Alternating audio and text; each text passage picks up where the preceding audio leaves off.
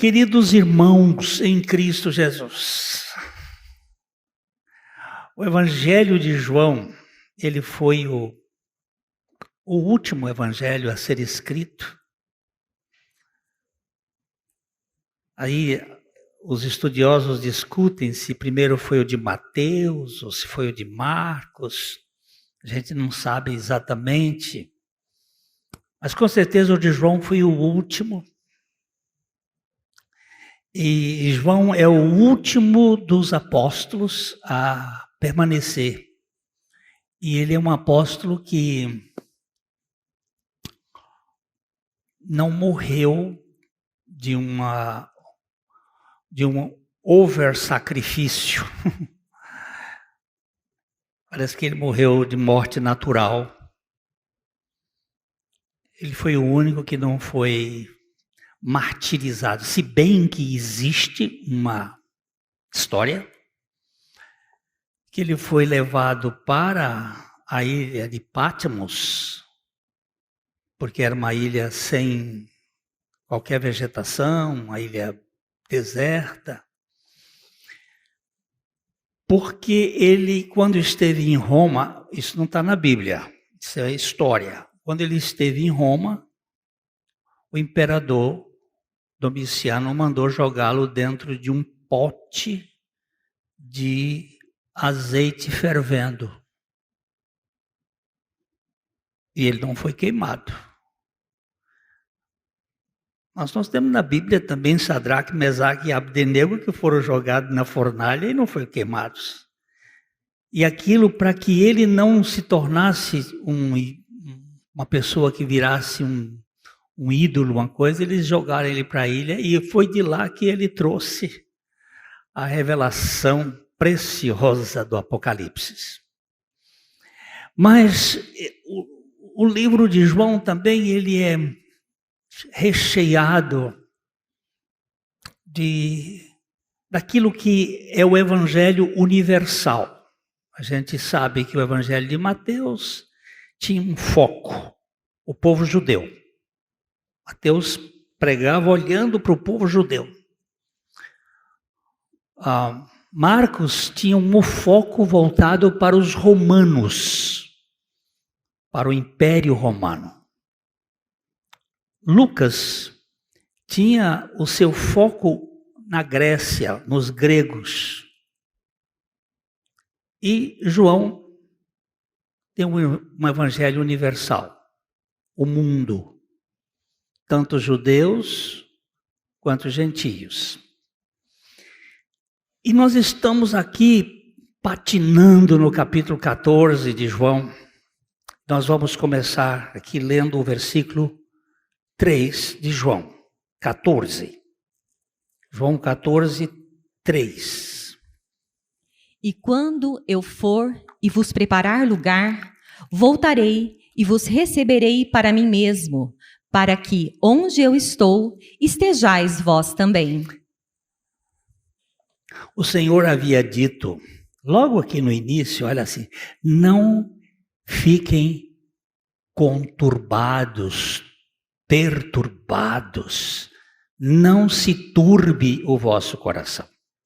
E ele exortou, crede em Deus, crede também em mim. Nós já vimos isso no domingo passado que estávamos olhando aqui. E ele fala, na casa de meu pai tem quartos, moradas, tem flats abundantes. E eu vou preparar lugar para que onde eu esteja, vocês também estejam comigo. E quando eu for e vos preparar, voltarei. Ele está claramente dizendo, quando eu for e preparar lugar, voltarei. E vos receberei para mim mesmo, para que onde eu estou, estejais vós também. Jesus veio a primeira vez como Cordeiro de Deus, que tira o pecado do mundo. Foi para a cruz, ressuscitou e foi assunto aos céus. Mas ele está aqui antes da sua cruz, antes da sua ressurreição, dizendo: quando eu for, eu voltarei. Então, essa volta, ou essa segunda volta, é para buscar um povo. Eu vos receberei. E este ponto aqui, os estudiosos da Bíblia creem que se trata do arrebatamento. Aquilo que é a manifestação do Senhor nas nuvens e que nós iremos nos encontrar com Ele. E depois ele volta a terceira vez. Aí ele vem para a terra, que é o estabelecimento do seu reino aqui na terra. O livro de Apocalipse, ele é interpretado de 4 maneiras diferentes. A primeira maneira é não literal ou alegórica. A segunda é preterista. Preterista, que significa do passado. A terceira é histórica. E a quarta é futurista. A abordagem não literal ou alegórica é o ponto de vista originário da Escola Teológica de Alexandria, representada por Clemente de Alexandria e Orígenes, que considerava o Apocalipse como uma grande alegoria que ia muito além do simbolismo natural encontrado no livro. Era um livro alegórico. Alguns até mais sádicos nesse ponto de vista acham que era uma espécie de transe que João teve, um baseado, que ele teve lá umas visões e não tem nada de realidade. A segunda abordagem, que é a preterista, eles dizem que eles sustentam que o Apocalipse é um registro dos conflitos da igreja primitiva com o judaísmo e o paganismo. Que os eventos de Apocalipse 4 a 20 são vistos principalmente como uma descrição da guerra judaica, seu ponto culminante na destruição de Jerusalém no ano 70 depois de Cristo, e a perseguição à igreja primitiva. Embora alguns na igreja primitiva possam ter opiniões semelhantes, geralmente este é creditado ao jesuíta Luís de Alcazar, que viveu nos anos de 1500 a 1600. Existem os 2 principais preteristas, chamados os preteristas completos e os preteristas parciais. Mas não vamos entrar nesses campos, eu só estou fazendo referência para dizer como é que esse livro é interpretado. Também existem aqueles que abordam como um livro histórico, da história. Os que aderem a essa teoria consideram o Apocalipse como uma representação simbólica da total história da igreja, culminando no segundo advento. Embora tivessem discípulos anteriores, Joaquim de Fiora, um estudioso católico do século XII, é o grande responsável por essa abordagem, pois ele também foi o criador das primeiras formas pós-milenistas. E tem a abordagem futurista, que está ligada principalmente aos expositores conservadores, muitas vezes pré-milenistas. Esse ponto de vista considera o Apocalipse como um começo futurista do capítulo 4 em diante. Ó. Vamos dar uma pegadinha rápida, porque não é esse o ponto que eu quero tratar. Em Apocalipse, capítulo 1, versículo 19. Apocalipse 1, 19.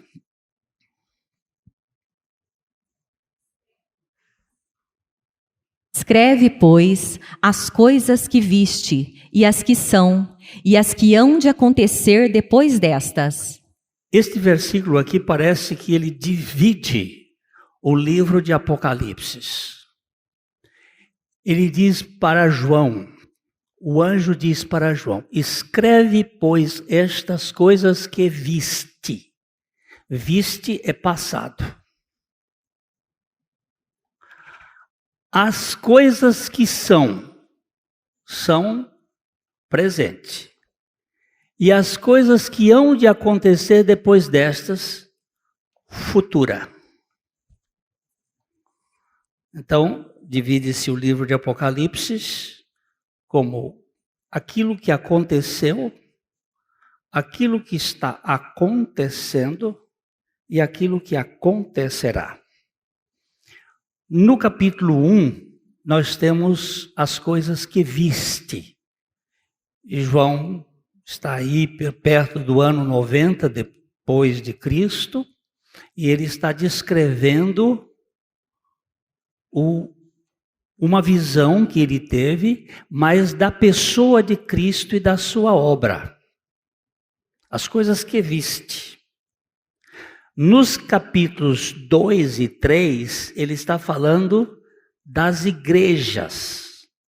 Éfeso, Esmirna, Pérgamo, Tiatira, Sardes, Filadélfia e Laodiceia, que seriam as igrejas que estavam naquela época.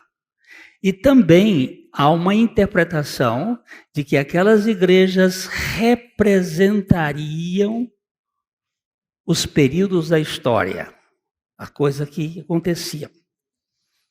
E do capítulo 4 em diante, nós vemos João sendo arrebatado da terra para o céu e ele passa a olhar de cima para baixo. As coisas que hão de acontecer.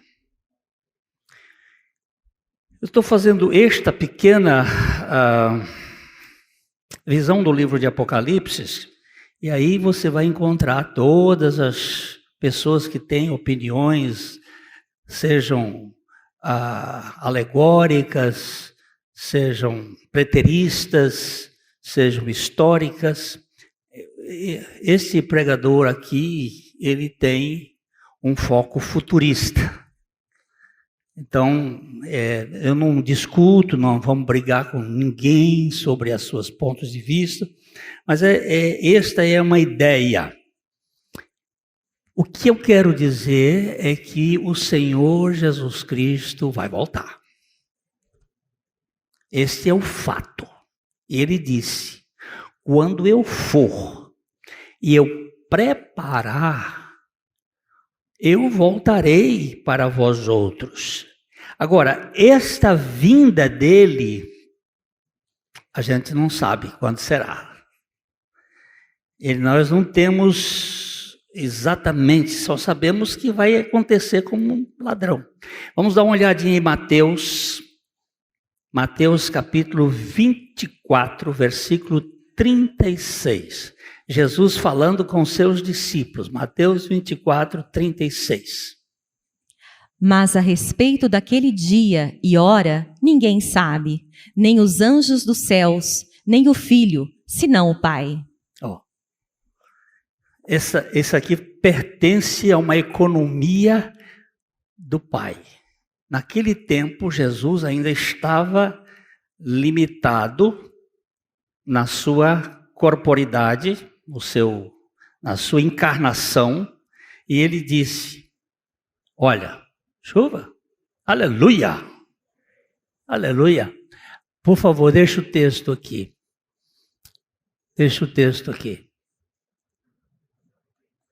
Como é bom a gente sentir esse barulho, né? Barulho de chuva. Mas a respeito daquele dia, que dia? o dia da segunda vinda dele. Aquele dia e hora ninguém sabe. Nem mesmo os anjos, nem o filho, senão o pai. Então, é bom a gente guardar isto. A gente não sabe quando ele virá, mas ele vai vir. E quando ele vier, a gente precisa estar preparadinho, né? Vamos ler os versículos de Mateus 24, 42 a 44. Portanto, vigiai, porque não sabeis em que dia vem o vosso Senhor. Bora. Mas considerai isto: se o pai de família soubesse a que hora viria o ladrão, vigiaria e não deixaria que fosse arrombada a sua casa. Por isso, ficai também vós apercebidos, porque a hora em que não cuidais, o Filho do Homem virá. Vamos voltar? Vamos voltar para o 42? Ele diz assim: vigiai. Nós temos ondas alfa, nós temos onda beta, nós temos ondas que são ondas da mente, do cérebro, da gente dormir, mas temos umas ondas que é para a gente ficar acordado. Vigilante. Não usar touca, não dormir de touca. E aqui é um dos pontos que o Senhor disse, olha, vigiai, porque não sabeis em que dia vem o vosso Senhor. O Senhor está falando aos seus discípulos, vigiai. E ele faz uma comparação no versículo 43, ele disse, considerai isso, se o pai da família soubesse a que hora viria o ladrão, ele vigiaria e não deixaria que fosse roubada a sua casa. O sistema do mundo, desse lado progressista, implantou uma espécie de desarmamento das pessoas. As famílias foram vendendo suas armas, foram se desarmando. E os ladrões hoje não têm mais medo. O ladrão ataca qualquer hora, porque ele não sabe. Aqui tem uma coisa aqui. Se o pai de família soubesse que hora, ele ficava lá de... entra, seu ladrão. Como não sabe, tem que estar o tempo todo vigilante. Você e eu, que estamos vivendo nessa escuridão, neste caos, onde as informações televisivas e de jornais são as mais desencontradas e sem sentido. E você sendo governado pelas mentiras. Por quê? A minha Bíblia diz que o mundo jaz no maligno. Desde quando ele jaz no maligno? Desde que o homem deu ao maligno o governo deste mundo. E o governo deste mundo é o quê? O maligno é o quê? É um mentiroso. É o pai da mentira. Graças a Deus, eu disse até para os jovens ontem, eu não vejo mais televisão, notícia, não quero me intoxicar. Eu vejo muita gente empaúra, principalmente os velhinhos, os mais velhinhos, estão todos cheios de medo. Medo de morrer. Gente, que cristianismo é esse? Você está com medo de um bicho que já foi vencido? Nós vamos nos cuidar. Mas se morrer é lucro. É vantagem. Eu não sei que hora o ladrão vem, vigiaria e não deixaria que fosse arrombada a sua casa. Aí o verso 44 ele diz: por isso ficai também vós apercebidos, porque a hora em que não cuidais, o Filho do Homem virá. Nós temos uma série de sinais apontando, mas nós não sabemos quando virá o Filho do Homem, mas que ele virá, virá. Por isso eu preciso estar, olha, acordado, mala pronta, preparado. Todos os dias eu espero pelo Senhor. Eu estou fazendo planos para o futuro. Se ele não voltar amanhã, se ele não voltou hoje, espero para amanhã. Se ele não voltar amanhã, eu espero para depois. Mas eu estou fazendo planos, mas eu estou esperando pelo Senhor.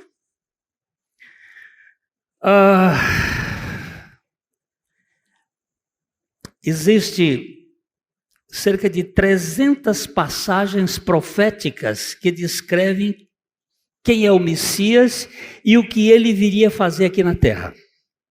Desse total, 60 profecias são de grande importância e é impossível de serem conciliadas numa só pessoa se não tiver alguém por trás gerando essas profecias. Mas sobre a segunda vinda de Cristo há pelo menos o dobro. O Senhor dizendo,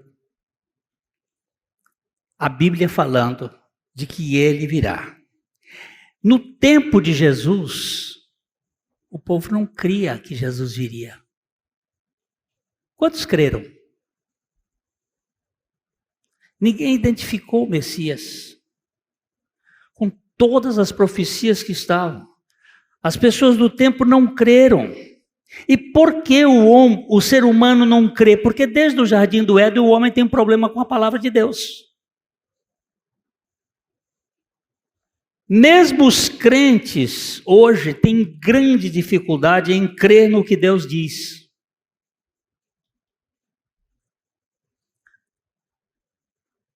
A gente perguntar, você crê que Jesus vai voltar? Eu fui fazer uma pesquisa nos Estados Unidos, que é o país que tem tanta pesquisa. A maior parte dos crentes, por causa dessas visões preteristas, por causa dessas visões alegóricas, por causa dessas visões... Não, tem gente que não. Os preteristas até chegam a dizer, alguns deles, que Jesus já voltou. E que já estamos vivendo em pleno reino. Uma grande quantidade que não espera pelo Senhor.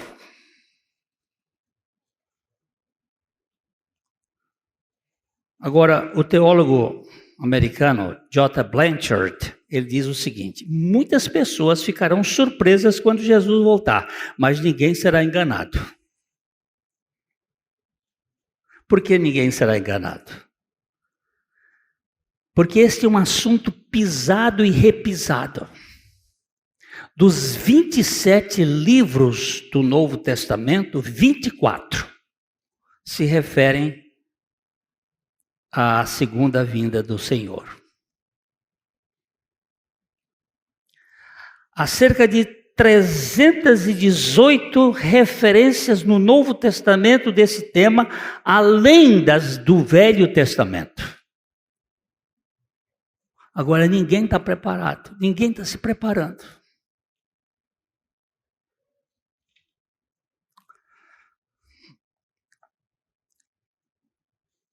Há uma multidão de membros da igreja que não acredita que Jesus virá outra vez.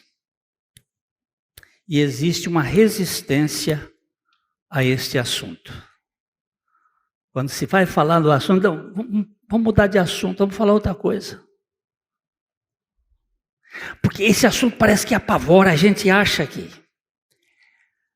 Por isso mesmo, nós precisamos ver o que os escritores sagrados e personagens bíblicas descrevem sobre a segunda vinda do Senhor. O Senhor se referiu a isto. Eu acho que ele não está brincando. Vamos começar aqui com Mateus capítulo 16, versículo 27. Mateus 16, 27. Porque o Filho do Homem há de vir na glória de seu Pai, com os seus anjos, e então retribuirá a cada um conforme as suas obras. Essa é a terceira vinda. Essa não é a segunda. Mas ele está dizendo, o Filho do Homem virá. Ele virá. Você crê que Jesus vai voltar? Estou vendo uma turma boa. Ele vai voltar. Ele diz, quando eu for e vos preparar lugar, virei. Vamos ver Mateus 25, 31 e 32. Mateus 25, 31 e 32. Quando vier o Filho do Homem na sua majestade e todos os anjos com ele, então se assentará no trono da sua glória. E todas as nações serão reunidas em sua presença, e ele separará uns dos outros, como o pastor separa dos cabritos as ovelhas. Não, vamos caminhar só um pouquinho mais, ler um pouquinho, verso 33 e 34. E porá as ovelhas à sua direita, mas os cabritos à esquerda. Direita e esquerda, ó. Então dirá o rei aos que estiverem à sua direita: Vinde, benditos de meu Pai, entrai na posse do reino que vos está preparado desde a fundação do mundo. Olha que coisa mais linda. Isso aqui é na terceira vinda, mas eu estou querendo que você entenda que o Senhor diz que vai voltar. Ele vai voltar.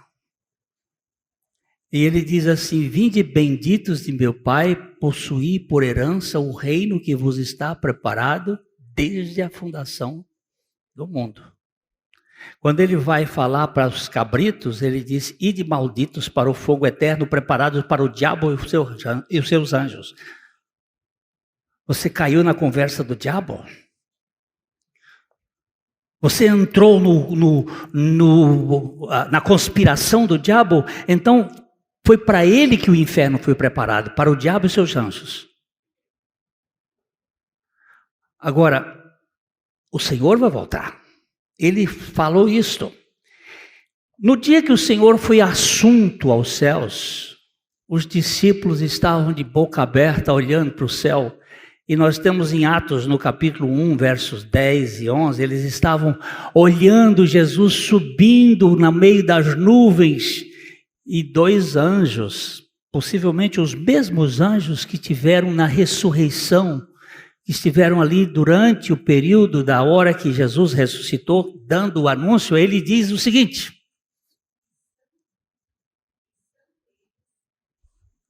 E estando eles com os olhos fitos no céu, enquanto Jesus subia, eis que dois varões vestidos de branco se puseram ao lado deles. E lhes disseram: Varões galileus, por que estáis olhando para as alturas? Esse Jesus, que dentre vós foi assunto ao céu, virá do modo como viste subir. Oh! Agora não é o Senhor que está falando, também os anjos estão falando. Varões galileus, eram 11. Os apóstolos, e tinham outros discípulos ali, eles, por que estáis olhando para as alturas? Este Jesus que viste subir, ele virá do mesmo modo. O Senhor vai voltar.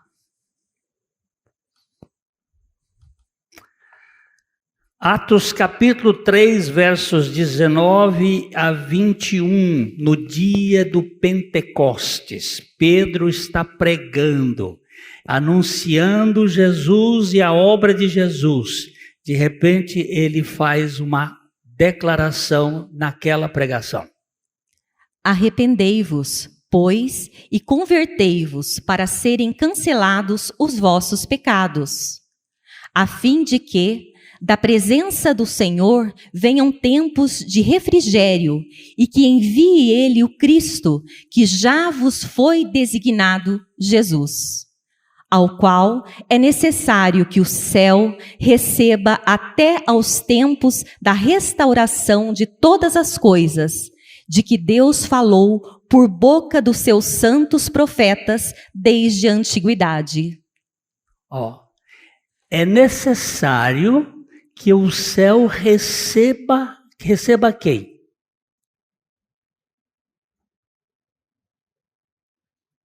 Receba Jesus. Volta um pouquinho para o verso anterior, verso 20.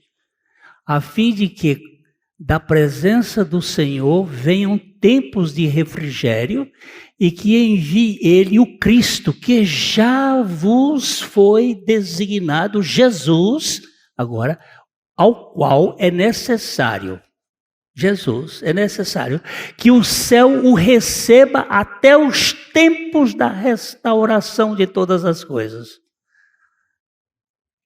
No tempo da restauração de todas as coisas, ele vai voltar. Ele vai voltar e ele vai buscar o seu povo. Os que já dormiram, ressuscitarão primeiro. E nós, eu estou achando que eu vou estar aqui. E nós, os vivos, seremos transformados num abrir e fechar de olhos. Iremos ao encontro do Senhor nos ares. Se eu tivesse numa igreja que cresce, ia dizer assim, aleluia. Paulo foi que mais ensinou esse assunto.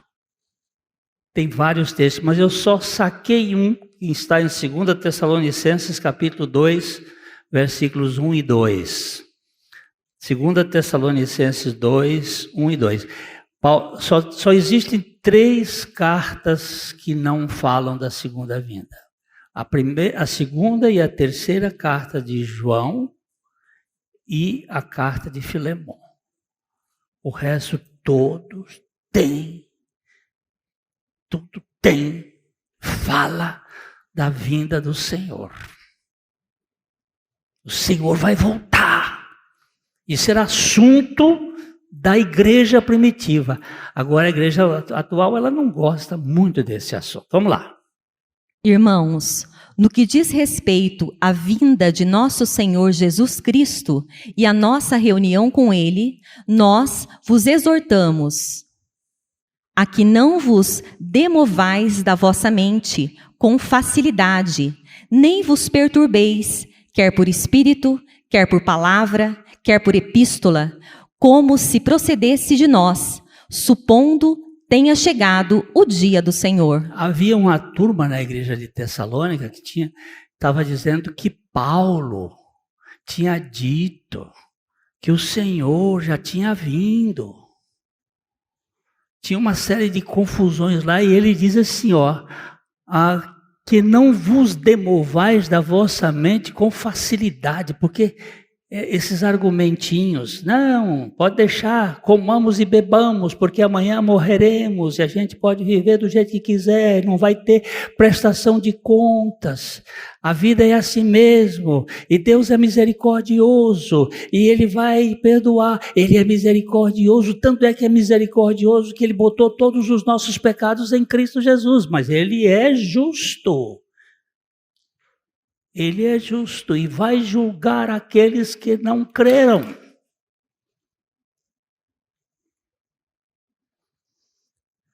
E eu vou prestar contas diante de Deus de todos os meus talentos e de todos os meus dons que Deus me deu. Inclusive, eu vou prestar conta de vocês diante de Deus.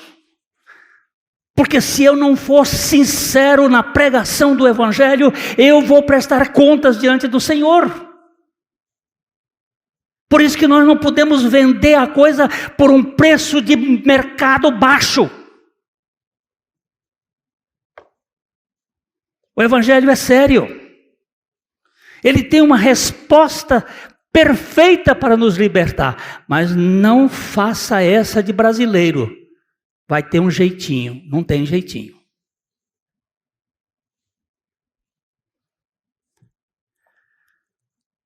O Senhor vai voltar. Hebreus, escritor aos Hebreus, que ninguém sabe quem foi, se bem que eu acho que foi Paulo, mas vou deixar por conta de ninguém sabe mesmo.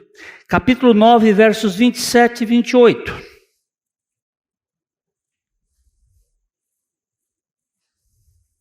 E, assim como aos homens está ordenado morrerem uma só vez, vindo depois disto o juízo, assim também Cristo, tendo-se oferecido uma vez para sempre para tirar os pecados de muitos, aparecerá segunda vez, sem pecado, aos que o aguardam para a salvação.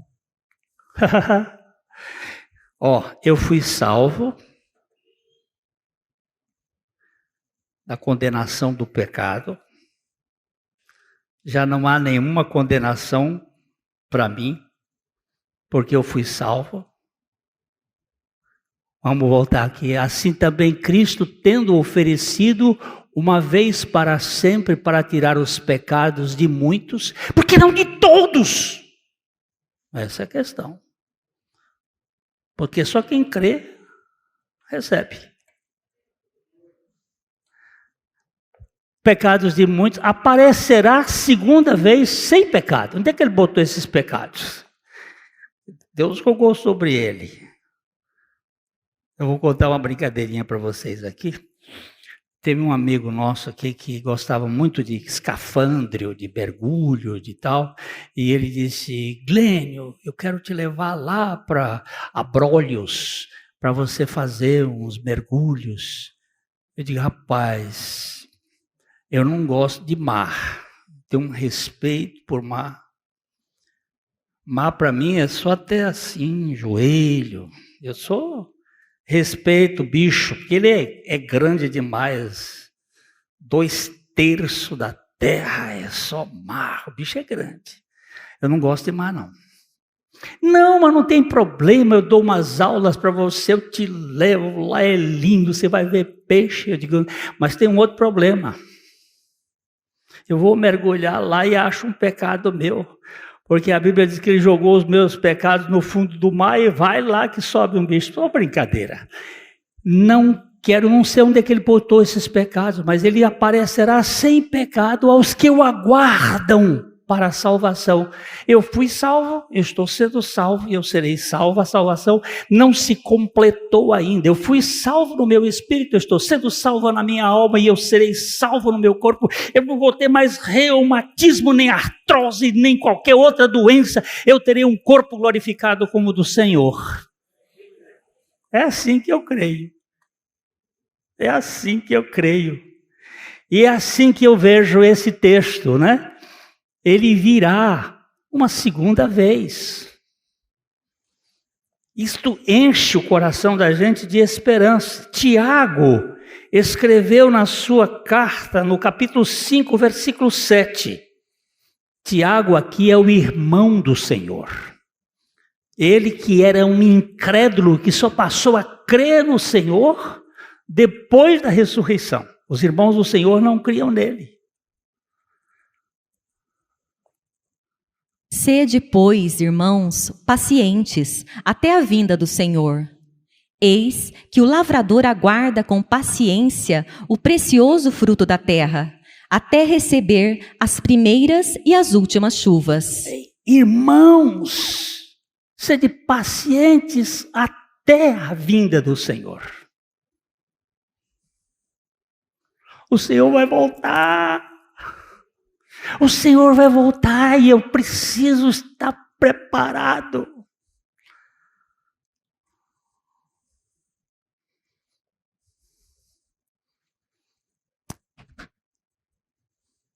João descreve a revelação do Senhor na primeira epístola, no capítulo 3, nos versos 1 e 2. Apóstolo João 3, primeira epístola, 3, 1 e 2. Vede que grande amor nos tem concedido o Pai, a ponto de sermos chamados filhos de Deus, e de fato somos filhos de Deus. Por essa razão, o mundo não nos conhece, porquanto não o conheceu a Ele mesmo. Amados, agora somos filhos de Deus, e ainda não se manifestou o que haveremos de ser. Sabemos que, quando Ele se manifestar, seremos semelhantes a Ele, porque haveremos de vê-lo como Ele é. Quando Ele se manifestar, seremos semelhantes a Ele, porque havemos de vê-lo como Ele é. Olha como a Bíblia está cheia, ela está recheada. Vou mais um pouquinho. Judas está citando uma profecia do Antigo, até uma profecia que é discutível, não? No capítulo 1 dele, que é o capítulo único de Judas, no versículo 13 e 15. Um livro de Enoque. Ondas bravias do mar. Não, Judas 1, eu disse 1, é 13, não, é 14, por favor. 14. Quanto a estes, foi que também profetizou Enoque, o sétimo depois de Adão, dizendo: Eis que veio o Senhor entre suas santas miríades, para exercer juízo contra todos e para fazer convictos todos os ímpios acerca de todas as obras ímpias que impiamente praticaram e acerca de todas as palavras insolentes que ímpios pecadores proferiram contra ele. Agora que o negócio pega, viu? Ele vai vir com as santas miríades, com os seus exércitos, e ele vai prestar contas de todas as palavras. Quando ímpios pecadores falaram contra ele.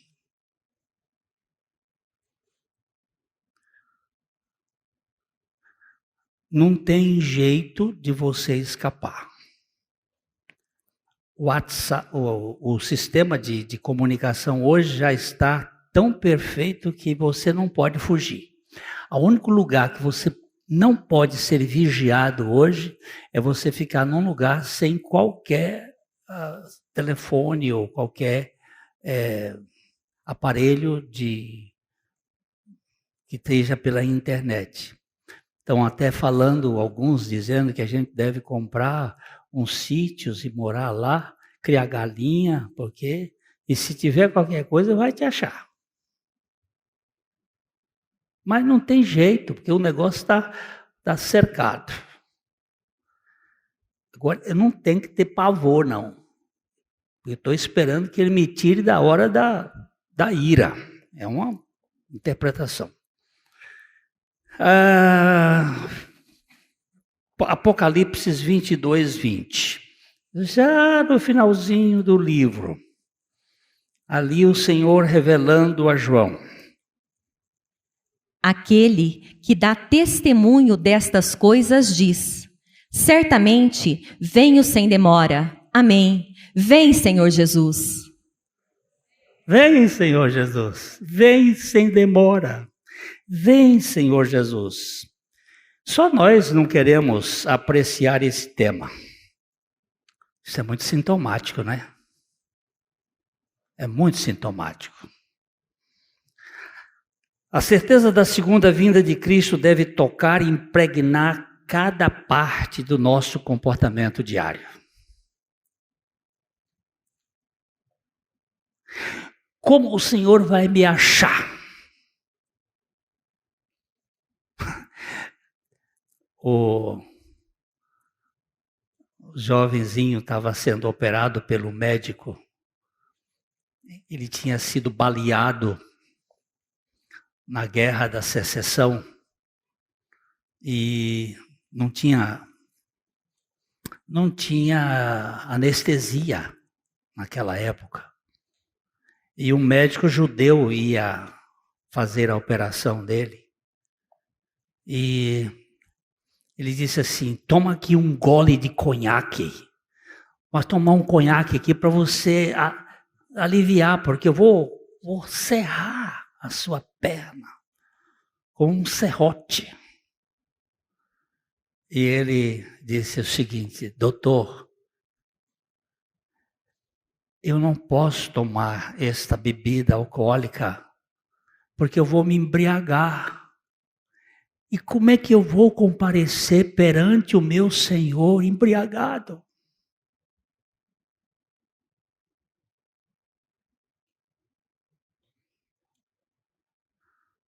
Eu não posso comparecer perante o Senhor embriagado.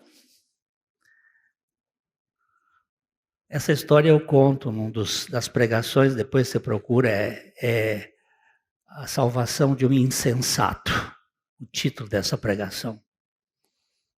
E ali tem aquele médico mais tarde vai lá conhecer o Colson, a família dele. Ele conta que naquela hora o Senhor falou com a vida dele. O testemunho, eu vou assinar um cheque em branco, um cheque, não em branco não, um cheque, hoje não se assina mais cheque, né? Mas eu vou fazer uma falcatrua, vou passar um negócio para trás, vou comprar uma fazenda na Bacia das Almas, deixando o outro em prejuízo. Esse tem caráter de Cristo?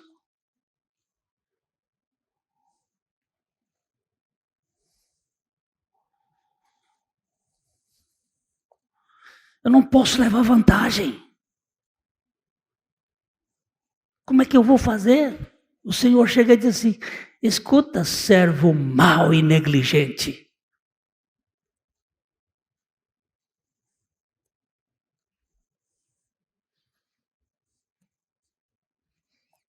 Cada coisa da nossa vida tem que estar atestada diante do Senhor. Cristo nos disse que virá, mas não revelou quando, para que nunca tiremos as nossas roupas, nem apaguemos as nossas velas. Insiste esta pregação William Gurnall. As virgens imprudentes não se prepararam. A segunda vinda de Cristo é um assunto que deve nos manter mais despertos e atentos possíveis. O Senhor vai voltar hoje e eu vou estar perante o Senhor. Como é que eu vou me postar perante o Senhor? Eu tenho tentações terríveis. Mas nenhuma tentação pode superar o poder de Cristo Jesus. Aquele dia permanece oculto para que estejamos vigiando todos os dias, dizia Agostinho. Se eu e você não esperamos o retorno do Senhor, tem algo estranho no nosso cristianismo. Pode ter certeza. Tem alguma coisa que não bate.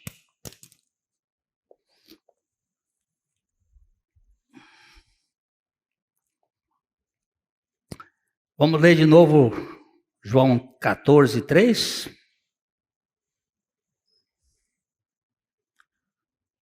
E quando eu for e vos preparar lugar, voltarei e vos receberei para mim mesmo, para que onde eu estou, estejais vós também. Para mim, ele está se referindo ao tempo do seu retorno no ar, quando aqueles que morreram na fé serão ressuscitados, quando os vivos serão transformados e quando uma multidão comprada pelo seu sangue será levada para a casa do Pai. Isto é o que enche o meu coração de esperança.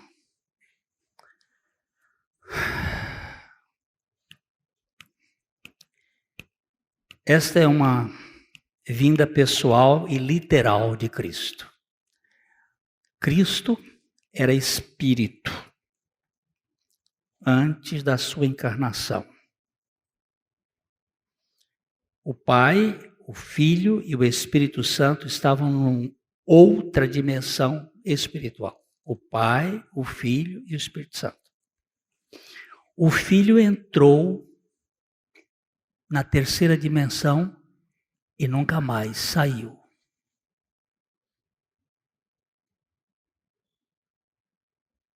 Ele é um homem. Ele é um homem literal, é uma pessoa.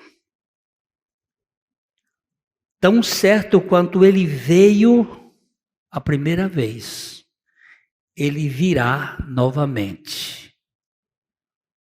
Seu desejo é ter os seus com ele por toda a eternidade.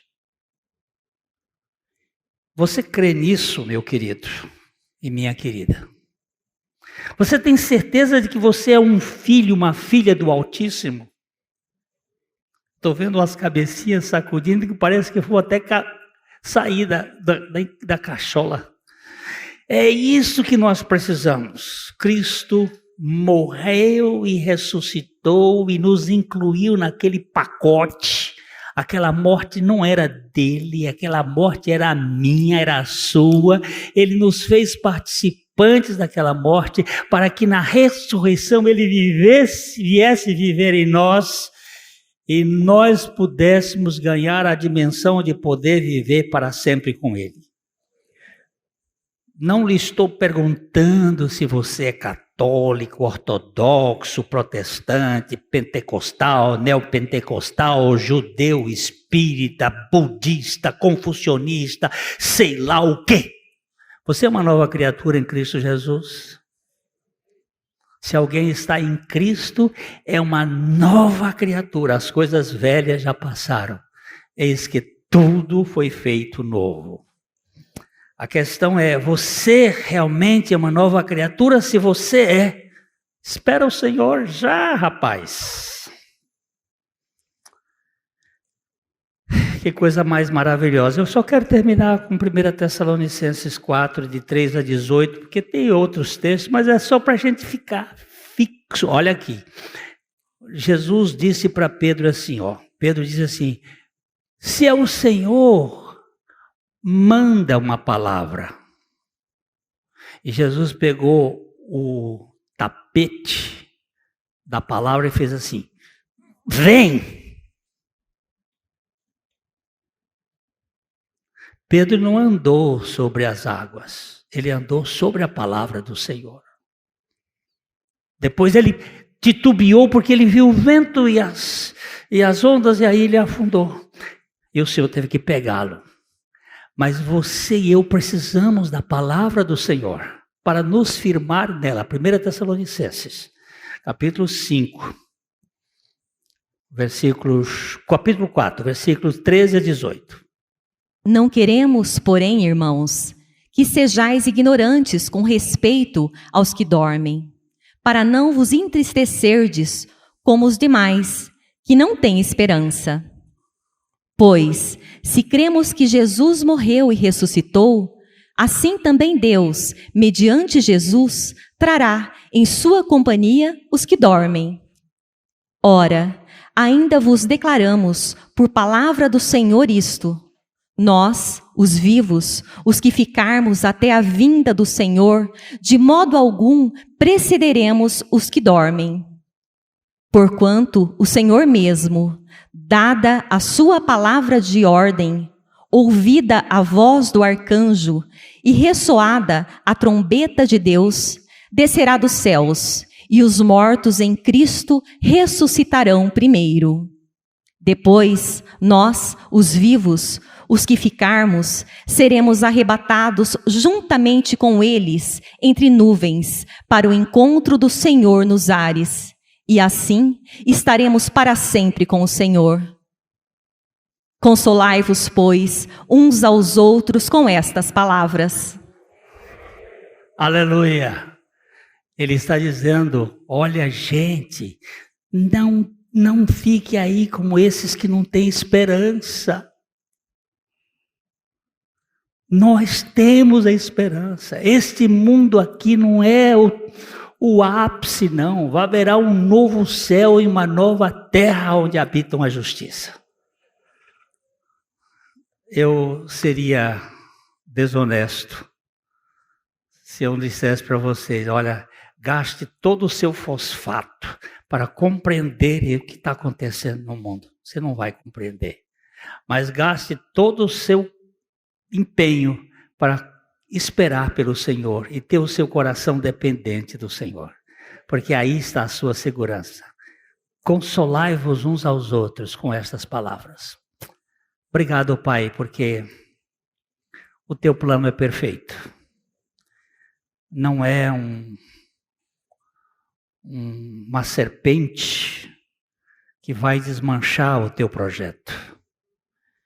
Não é uma conspiração dos poderosos deste mundo que vão impedir o que tu tens para o teu povo.